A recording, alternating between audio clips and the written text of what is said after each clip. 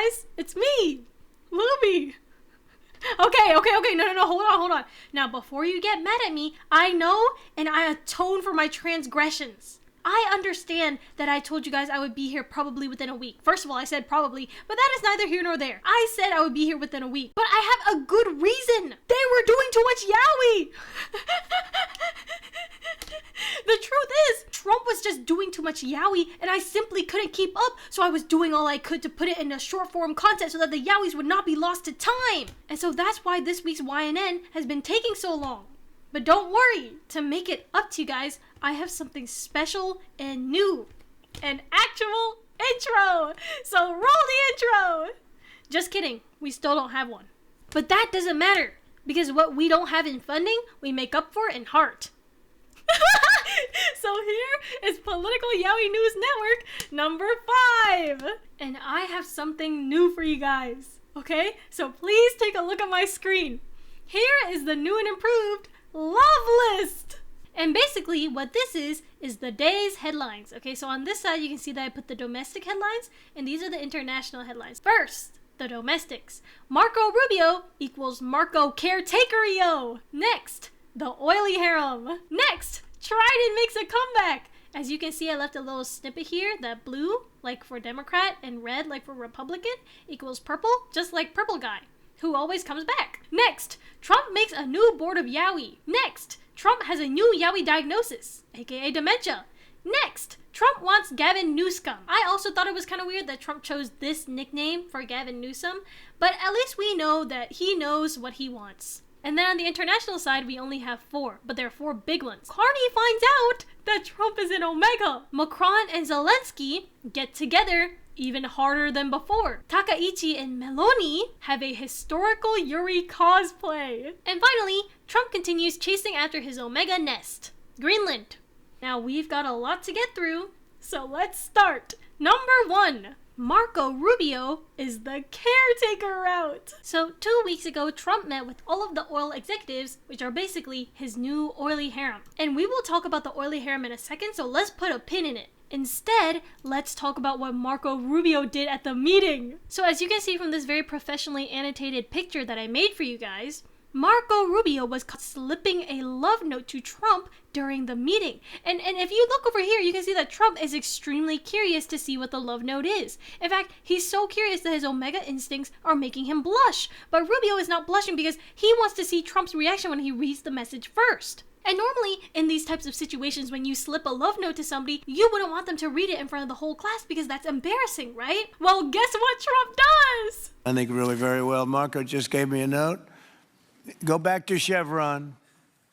They want to discuss something. Go ahead. I'm going back to Chevron, Marco. Thank you, Marco.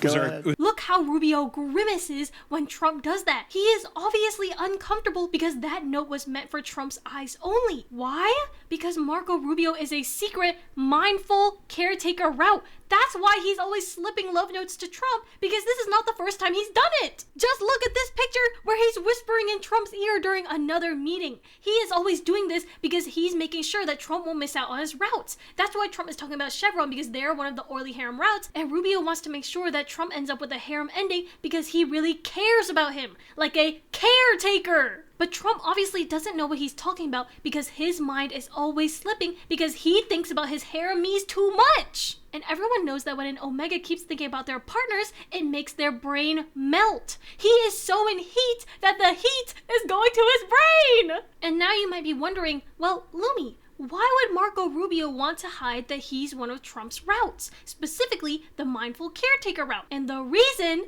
is because of J.D. Vance. You see, J.D.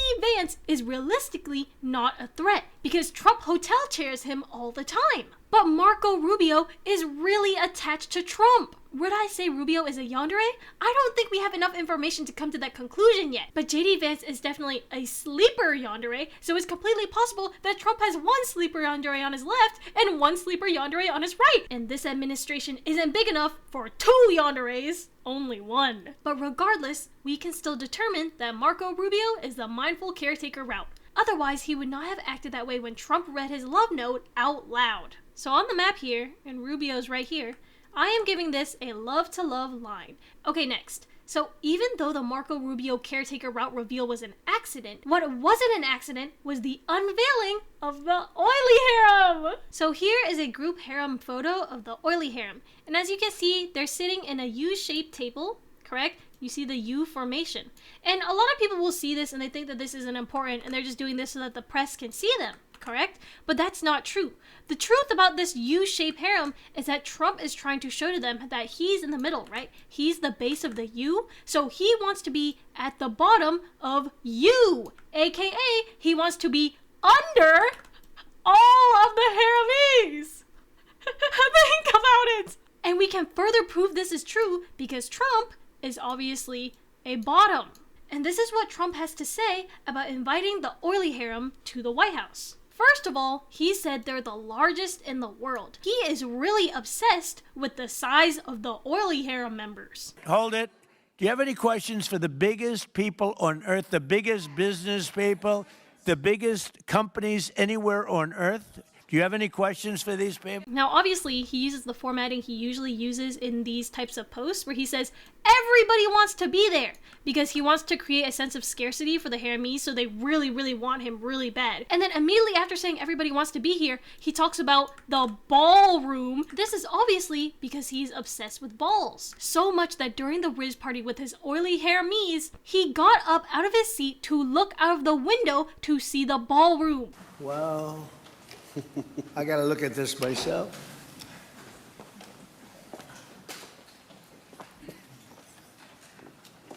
Wow. What a view. This is the door to the ballroom. Well, what did you have? He is obviously trying to symbolize that he wants to see some balls! The dancing kind that happens in ballrooms. And if that video were not enough proof, immediately after talking about the ballroom in this text, he talks about it being packed. And we all know what packed is a euphemism for. The rest of the post is pretty standard, where he talks about how they're gonna go to Venezuela to have an oil up party.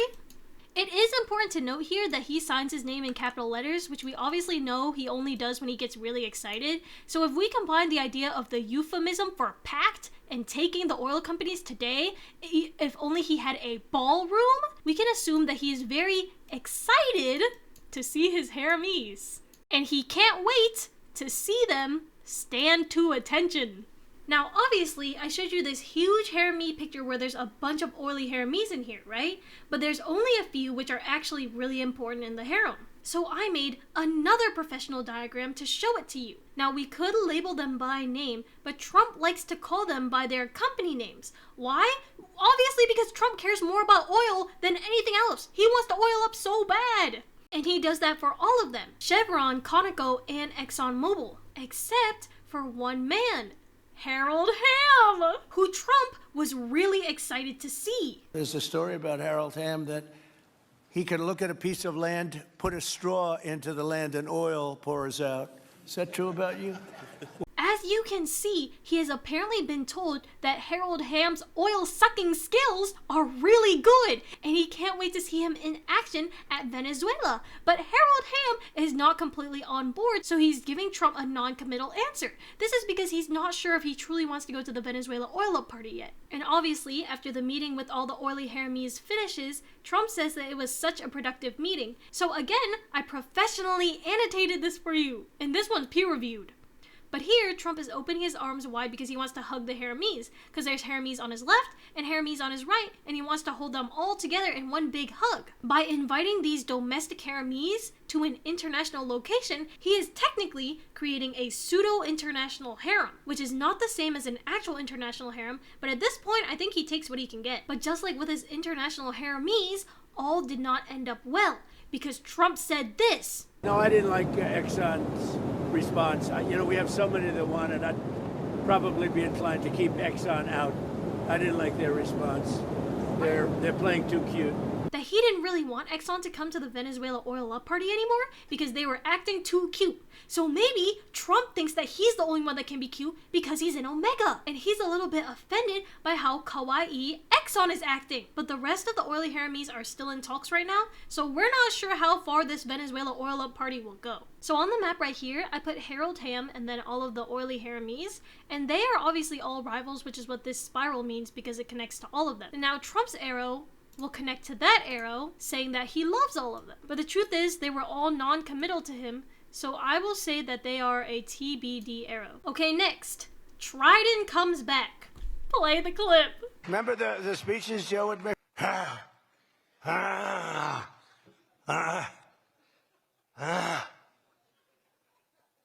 Ladies and gentlemen. Just like last time, Trump starts making noises. This time for Biden. Now this one might not seem like a lot, but I have another analysis for you guys. Look at this, okay? In this speech, this is one of the only times Trump calls Joe by his first name. Joe. As you can see, I'm using a purplish color because red plus blue is purple, and Trump is a Republican and Biden is a Democrat. So when they kiss after having their party-sanctioned slushy parties, they both get purple tongues.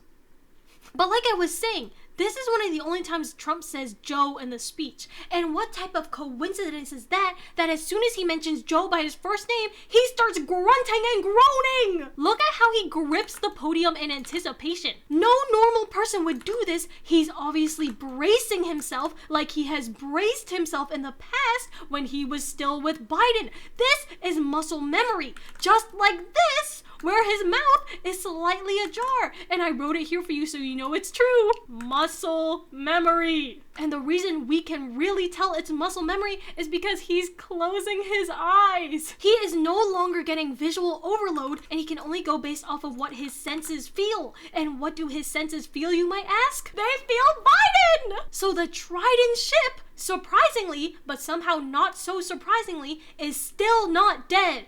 It always comes back. Because they are purple, just like purple guy. And here you can see I changed the color of the title, even though it was pink before. See, now it's purple to represent that.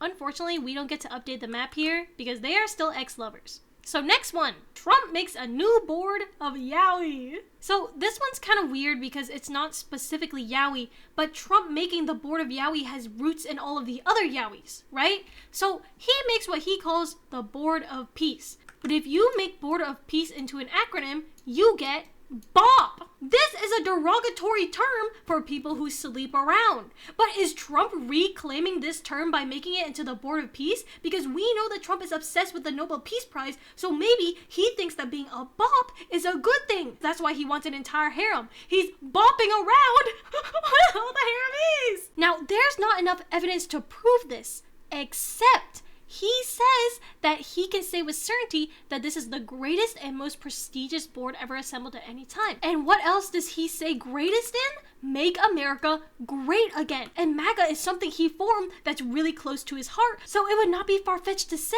that the people going on the Board of Peace, the BOP board, might also be close to his heart. And again, as usual, he signs his name in capital letters, so we know he's excited. And here in this next Truth Social he posts, he reveals something to all of us. He name drops 3 countries. Turkey, which is Erdogan, has already accepted joining the BOP house, and has stated that Qatar, which is Al Thani, and Egypt, which is El Sisi, both have stated that they intend to accept the BOP house invitation. And all of these leaders are already on the map. We see them in this section right here. So we can assume that this BOP house is actually a BOP house, and it's really nailed in with one extra snippet. Trump gets mad at Carney and says he's kicking him out of the BOP house. No, okay, well, not necessarily kicking him out. He's saying he's not gonna invite him to the BOP house anymore. But I'm gonna save Carney for later because there's more news than you might think. So for the BOP house segments, no updates to the map, but it might lead to a future update to the map.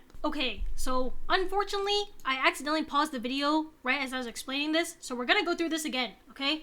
Trump has a new Yaoi diagnosis. Apparently, from the best of my evidence gathering abilities, he has a specific new brand of dementia that makes him forgetful, except when it comes to his Yaoi lovers. Here's a picture of Trump at the World Economic Forum. Obviously, you can see by his stance that he is really focused on Yaoi. So here's what happens. Roll the clip. Until the last few days when I told them about Iceland, they loved me. But now what I'm asking for is a piece of ice, cold and poorly located. They're not there for us on Iceland, that I can tell you. I mean, our stock market took the first dip yesterday because of Iceland. So Iceland's already cost us a lot of money. Trump keeps mistaking Greenland for Iceland. Every time he wants to say Greenland, he says Iceland, so much that he says he wants a big piece of ice. But then, within the same breath, he says this. They called me daddy, right, last time? Very smart man said he's our daddy. That he remembers that Mark Rutte called him the forbidden D word. Keep in mind, Trump is actively pursuing Greenland, and the last time Mark Rutte called him the D word was almost 5 months ago. How is it possible that Trump can't remember that Greenland is called Greenland, but he can remember what Mark Rutte called him? It's obvious! He has Yaoi exclusive dementia. For evidence, look at this picture of Trump and Mark Rutte. Trump is getting so hot and bothered at just the touch of his hand on Mark Rutte's thigh. I don't know why he's making this face here. I don't know why he's touching his knee like that, but he's doing it! He's doing it! So since he's in Omega in heat, he is completely focused on Mark Rutte. Mark Rutte is making him feel hot and bothered. What can soothe his hot and botheredness except for something cold, aka ice? So he's thinking of Mark Rutte. He's getting hot. Then he's like, I need some ice. So instead of saying Greenland, he says Iceland! This is all because of this new Yaoi dementia. And not only would this explain the Mark Rutte moment, it would also explain why he needs Marco Rubio as a mindful caretaker route, because he is the forgetful type. And if this doesn't make sense to you, then here's another clip. Possibly in the room. Mark, are you here? Yes, he's here. Hello, Mark. Tell me why he remembers to call out for Mark in the crowd. He actively looks for Mark, like a needy Omega. And not only that, to further prove his Omega qualities, he posts a Truth Social post about how he's so happy that NATO Secretary General, aka Mark Rutte, praises him. I guess he really likes praise, which is a very Omega thing to like. So at this point, I don't even know if he's hiding it anymore. And here's the clip from Mark Rutte. But do you really think that without Donald Trump, 8 big economies in Europe would have come to 2% in 2025? No way. Without Donald Trump, this would never have happened. We would come to an overall defense spending of 5%. But President Trump would not have been re-elected as President of the United States. No way. So again, I'm not popular with you now because I'm defending Donald Trump. But I really believe we can be happy that he is there because he has forced us in Europe to step up. Now, we can say that Mark Rutte was saying this because he's happy that Trump is pushing the European leaders to be stronger because of his petulance. However, Mark Rutte also called Trump the forbidden D word. And the words coming out of Mark Rutte's mouth don't seem to match a complicated route anymore. So I am updating the Mark Rutte route from love and complicated to love and complicated plus love. Okay, this next one, okay, I know this next title looks crazy, but this is a really good one. This is a really good one. We have our first Fudachi and the political Yaoi dating sim. Gavin Newsom, the governor of California! And the title looks like this because Trump likes to call Gavin Newsom Gavin Newscom. I don't know why he calls him that, but he does. Listen, I think it's an odd nickname too. Okay, I'm not the one who came up with it. Trump's the one who came up with it. I'm just reporting. It's not my fault he calls him that. But it does prove our theory much better. Because watch this video. I know Gavin was here. I used to get along so great with Gavin when I was president. Gavin's a good guy. If he needed it, I would do it in a heartbeat. Trump says he would help Newsom in a heartbeat, right? But Newsom does not want this. Because look at what Newsom says. I should have brought a bunch of knee pads for all the world leaders. First of all, he insinuates that all of the world leaders are on their knees. He even makes custom knee pads for them with Trump's name on it. What better Fudanshiing is this? He has insider access that I don't have! Not only does he talk about these knee pads, obviously insinuating all sorts of things, but he then says this. Diplomacy with Donald Trump? He's a T-Rex. You mate with him or he devours you. That Trump is a T-Rex that they have to mate with or he will devour them. Devour next to mate? He is obviously referring to war. Why does he know this? How else?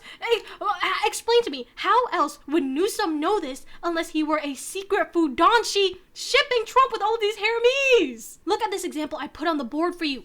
This is Newsom in the middle. He's saying mate them, the political leaders, not me, aka Newsom. Just like he said in the video, because he doesn't want Trump to hit on him. He already knows Trump is hitting on a bunch of haremies. And now you might be saying, okay, Lumie, that's great and all, but why is Trump hitting on Newsom? I thought he hated him. So did I.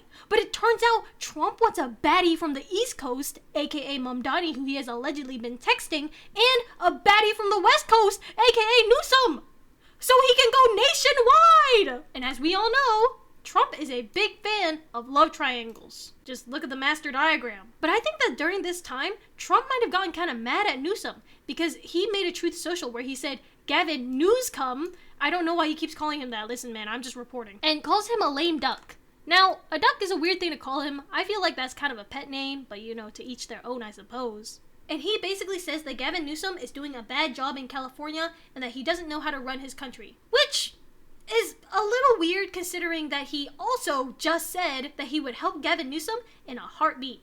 So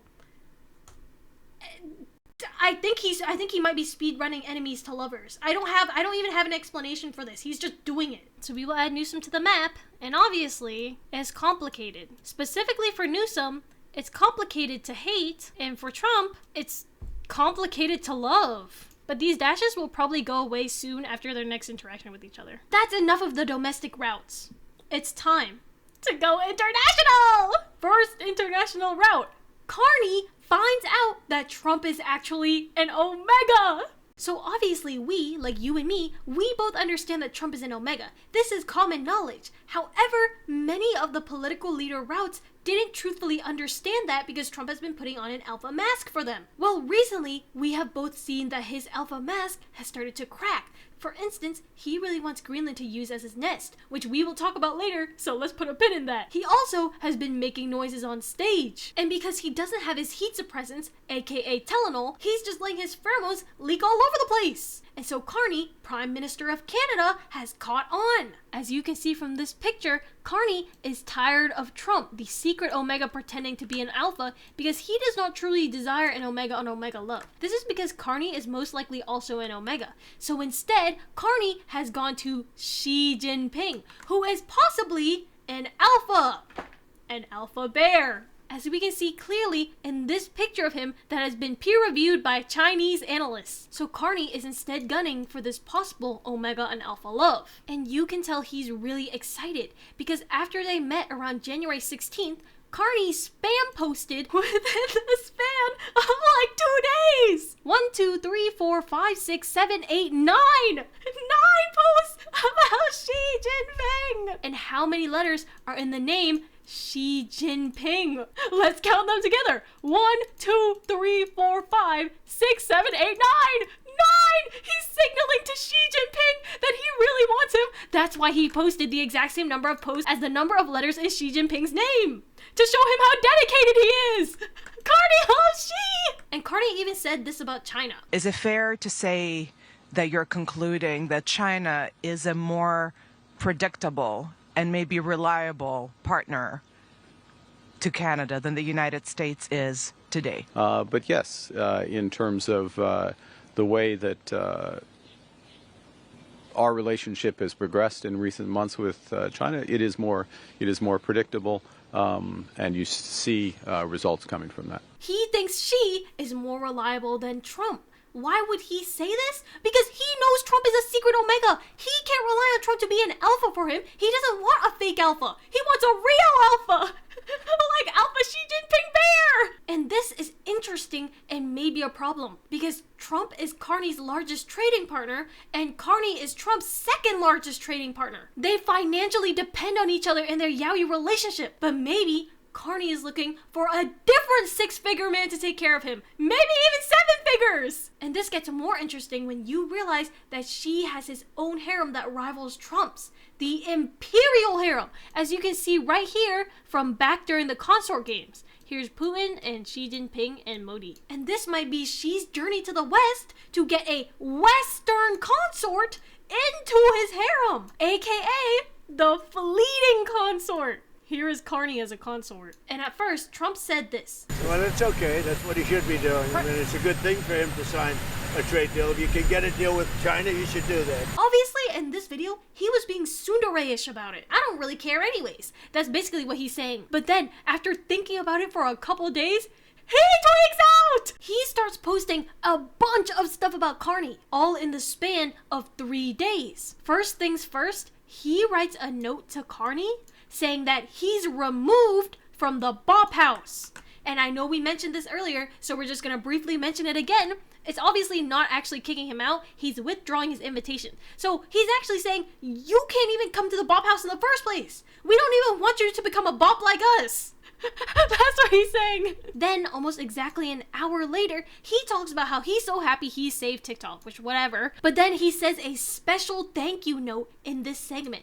Thank President Xi of China for working with us and ultimately approving the deal. Capital D, because he likes capital D. Name in caps again, but let's also notice, he says Xi could have gone the other way, but didn't. By being so grateful to Xi and telling Xi that he is so happy that Xi didn't go the other way and instead looked to Trump, he's basically implying that in this deal with Canada, Xi should not look towards Carney, but instead look towards him. It might not even be that Trump is jealous because Carney is leaving him. He might be just jealous that Xi is looking towards other men and not him.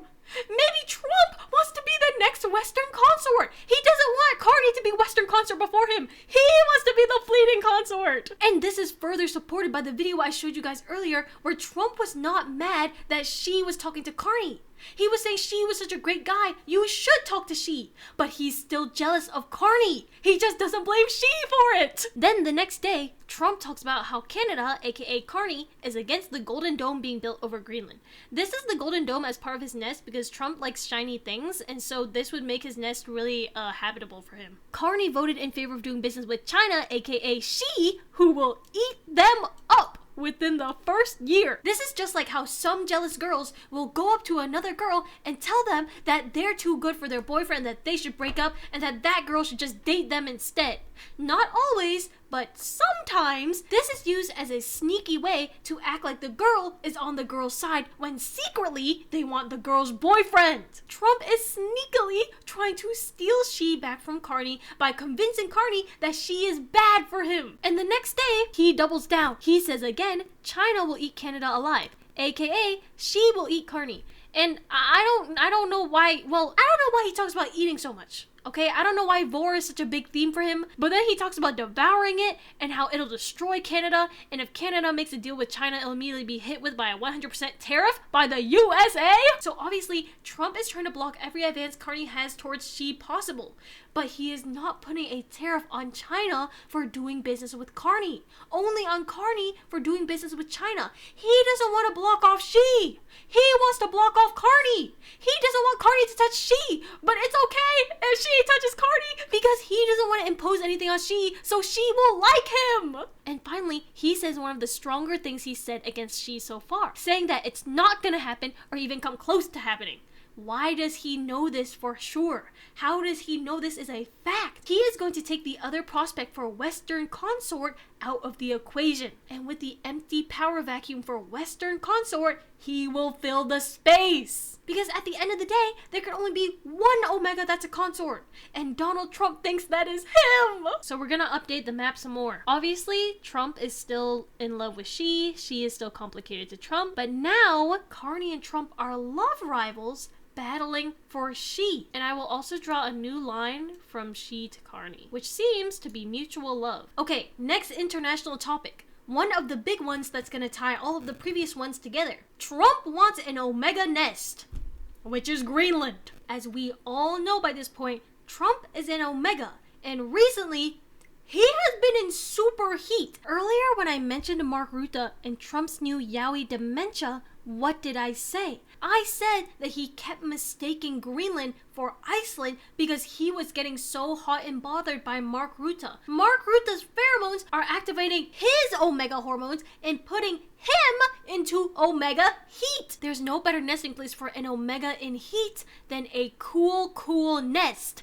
aka a nest full of ice. And as you can see from my professional diagram, he wants Greenland, or as he probably calls it in his free time, Nestland. Now, let's look at what he says publicly. First, he is begging NATO, he's basically begging Mark Rutte to tell Denmark, which is basically Frederickson, to get them, aka Russia and China, out of Greenland now. He wants the nest before either she or Putin can get the nest because he wants to be the one to enjoy the nice cold climate of Nestland, which also has a lot of shiny things. And we all know that Trump loves shiny things, and there are a bunch of rare earth minerals in Greenland. And this is further proven by this next post where he talks about why he needs Greenland for national security. This just basically means he needs it to nationally secure his heat. And then he says that NATO, aka Mark Rutte, should be leading the way for him to get it because he has sugar baby tendencies. Then he talks about how NATO would not be as strong without him, and he will protect Nestland a lot because he really wants his nest. And you might just think, oh, Trump just wants his nest, right?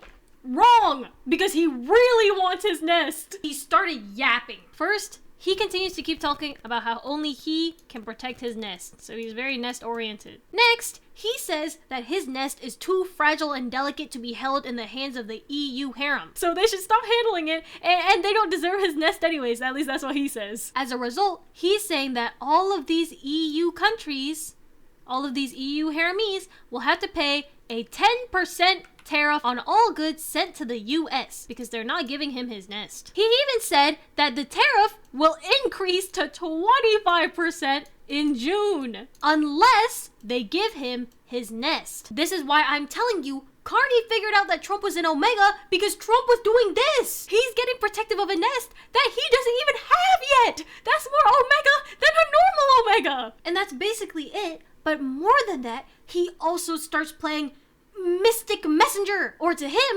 Missile Messenger, because he starts sending off a bunch of messages to people. First, he sends a text to Jonas Støre, the Prime Minister of Norway, where he says that because Støre decided not to give him the Nobel Peace Prize, another shiny new necklace for him, he no longer feels an obligation to think purely of peace. No necklace equals no peace.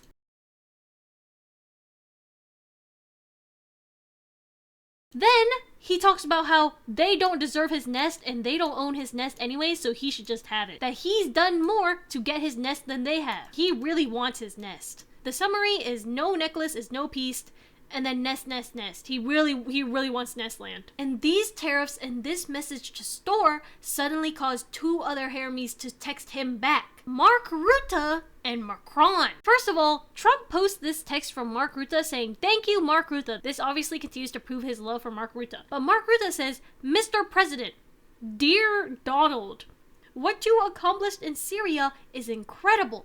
I will use my media engagements in Davos to highlight your work there, in Gaza and in Ukraine. I am committed to finding a way forward on Greenland. Can't wait to see you. Yours, Mark."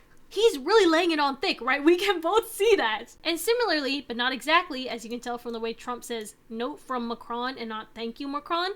Macron says, "From President Macron to President Trump, let us have a dinner together in Paris together on Thursday before you go back to the US, Emmanuel." Now, this might seem like a date, right? From Macron.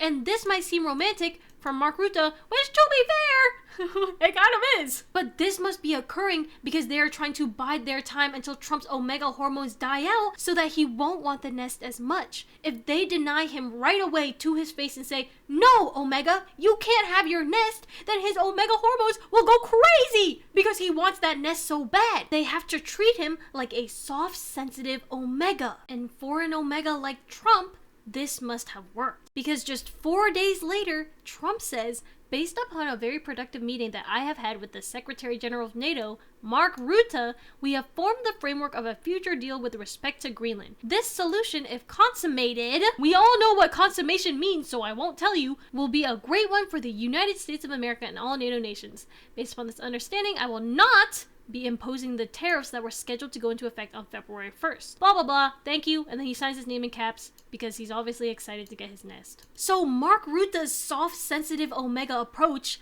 I guess, worked because it calmed down Trump and now he's not imposing the tariffs anymore. However, as of today, January 27th, I think that the US-EU trade deals are still on hold and they haven't unfrozen the progress yet. Oh, and I forgot to mention this earlier, but Trump also made an AI picture coloring Greenland in American colors to prove that he wants it to be his nest. So we get to add a new harem meet. PM of Norway, Store. Now, obviously, Fredrickson gets to have another friend arrow to Store. And meanwhile, Trump and Store both seem to be in a hate relationship. Trump is mad he didn't get that necklace, and Store doesn't think that he should be mad over the necklace. Now, remember how I mentioned that Macron also texted Trump? Well, Macron has been texting Trump a lot lately. Why? Because he's trying to protect Zelenskyy. So first, let's line up the facts. Macron says this. Dépendante des capacités de renseignement américaines à une écrasante majorité il y a un an. Aujourd'hui, les 2/3 sont fournis par la France. Les 2/3. That instead of Trump giving Zelenskyy a lot of his information, Macron is now the one giving Zelenskyy most of his information. Allegedly, France's LCI television network claimed that Ukrainian intelligence services deliberately fed false strategic information to their American counterparts, aka Zelenskyy gave Trump secret Yaoi info to see if he would give that Yaoi info to Putin, because he believed that Putin was the other woman, that Trump was cheating on him with Putin, highlighting Zelensky's distrust in Trump as a caretaking Omega pretending to be an alpha. So instead, he turned to his BFF with benefits Macron, who he has been friends with for forever and who he calls even when they're not talking about political affairs, when they're talking about romantic affairs. And Macron hears this and he can't stand it. He has to protect his Zelenskyy. So that's why he's taking over 2/3 of the intelligence for Zelenskyy. Here are some professionally annotated examples of how in love they are. So in this one, they're almost dancing, right? You can see it. They're looking into each other's eyes full of love. They're 4 inches apart. 4 inches apart in kiss distance, they're basically touching, right? They're both smiling. Zelenskyy has a loving grip on Macron's shoulders. He's holding on. They obviously have this Macron protects Zelenskyy dynamic. Then, in this picture over here, also professionally analyzed, Macron is kissing him. Listen, I know that this one is up to artistic interpretation. Maybe he's whispering in his ear, but come on, he's smiling. He's smiling. This is a kiss. There's no way this is not a kiss. He is all up on him and his mouth is right there. How is he speaking into his ear? And even if he is, he's touching his ear. That's not something platonic friends do. Less than lovers, but more than friends. But remember, for this one, it is truthful that Macron said he is doing 2/3 of Zelensky's info. It is only alleged by France's LCI television that Zelenskyy fed false Yaoi seekers to Trump to feed to Putin. So this does not really change the diagram. We already knew that Macron and Zelenskyy had a BFF with benefits type of relationship. Finally, the one I know you guys have been waiting for, the one I know you guys came to this video for. Political Yuri! Takaichi and Meloni, who were already doing Yuri before, are now really good friends. Okay, so on January 16th, Giorgia Meloni, Italian's PM, comes to Tokyo, which is where Japan's PM is. Takaichi! And this is what Takaichi says. With Italy, a country that shares our values and principles, they have so much in common, we have cooperated across a wide range of fields in the past. But this year, we confirm with Georgia, notice how she's using her first name, which is a very big deal in Japan. They're elevating bilateral relations from the previous strategic partnership to a special strategic partnership. I said this before, this is a classic historian's deflection. Historians love to say that Yuri couples were just friends. So what is Takaichi saying? She's saying they're special friends. Then she goes on to say that they deepened their personal relationship by addressing each other by their first names, Georgia and Sanae. I told you this is a big deal in Japan, and also she specifically states they deepened their personal relationship. That's not even me. She's saying it. And they confirmed their commitment to further collaboration.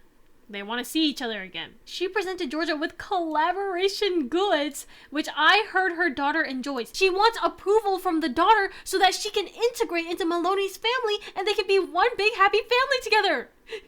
She wants a nuclear Yuri family! And additionally, as a stylish gift for Georgia, she cares about her style, she gave her a pair of Edo Kiriko earrings and for her daughter a Sanrio glass. More stuff! She is love bombing her! Obviously, gift giving is her love language. Then at lunch, she surprised Georgia, who celebrated her birthday just yesterday. What is the coincidence that Meloni would come to Japan to meet Takaichi right after her birthday, if not for a birthday celebration because they were secretly lesbians, and sang happy birthday to her in Italian! Because she wants to make so much effort to worm her way into Meloni's Italian heart. And do you know what Meloni said? Meloni said she wants to spend her birthday in Japan this time. They're going back and forth between their countries. They're basically moved in with each other. This is the U-Haul stage, and then ends by saying thank you in Italian to drive home to Meloni that she's willing to talk in Italian to her. And now you might be saying, okay, that's what Takaichi says, but what does Meloni say? Meloni says they met to strengthen their relationship. Same thing, they have so much in common. One of them is that they are both women. They're partners capable of working together, and to tie it all together, she says two nations far apart yet ever closer, and AIs them into an anime couple. She makes them into an anime couple. I'm not even doing it. She's the one making couple pictures of them in AI. And if somehow you still don't believe this is Yuri, that's okay! Real life pictures! Here is a photo dump Takaichi herself posts. Look, they're laughing at each other while they're standing 6 feet apart talking. They're taking pictures of each other together. They're hugging tightly. She's giving her gifts! Maybe that doesn't mean anything to you either. Next! Facial analysis! Compare Meloni's makeup. Meloni's makeup when she meets Takaichi. Look at the sharpness of this eyeliner right here, and here's Meloni's makeup when she's not meeting Takaichi. Round. Why would she make it so that her makeup is perfectly pointy, if not because she wanted Takaichi to be drawn in by her eyes? Not to mention, here is her lip shade when meeting Takaichi. Here is her lip shade normally. I understand it can be a lighting difference, but this looks at least 2 shades darker than this lipstick. This lipstick has cherry undertones. This one has plum undertones. She's trying to draw attention to her eyes and her lips, places she wants Takaichi to look so she can seduce her. Let's say you're still not convinced, right? Here, more analysis. They are wearing contrasting colors to each other. Last time, Meloni was wearing a dark color and Takaichi was wearing a light color. This time, Meloni wears a light color and Takaichi wears a dark color. They switched! They're obviously both switches! And now just look at this picture purely, okay? Look at, she is smiling in pure joy. She's so happy to be hugging Meloni. And look how tight the hug is. 2 hands wrapped around the body tightly. So now I will pull out my professional take. She is publicly saying, let's be friends. But privately saying, lesbians! They are obviously both lesbians who are bonding over their shared conservative values, which leads them to hide behind this guise of being just friends from a historical standpoint because they can't come out of the closet because they're so conservative, I guess. This is called cognitive dissonance, which is really common in the political yaoi dating sim. So let's hope that these 2 Yuriers don't meet Alice Weedell, because we might have a big problem that starts with an X and ends with an is. And is powerful. And on the master diagram, obviously, that does not change Takaichi and Meloni's line, which is obviously love to love. So as always, here is the political yaoi dating sim love pairing master diagram in full once again. Okay, I will see you guys an undetermined date from today. But no matter when that undetermined date is, there will be more yaoi. Because you know what they say, where there's yaoi, there's you and me. Okay. Bye, Lumas. I'll see you later. XOXO.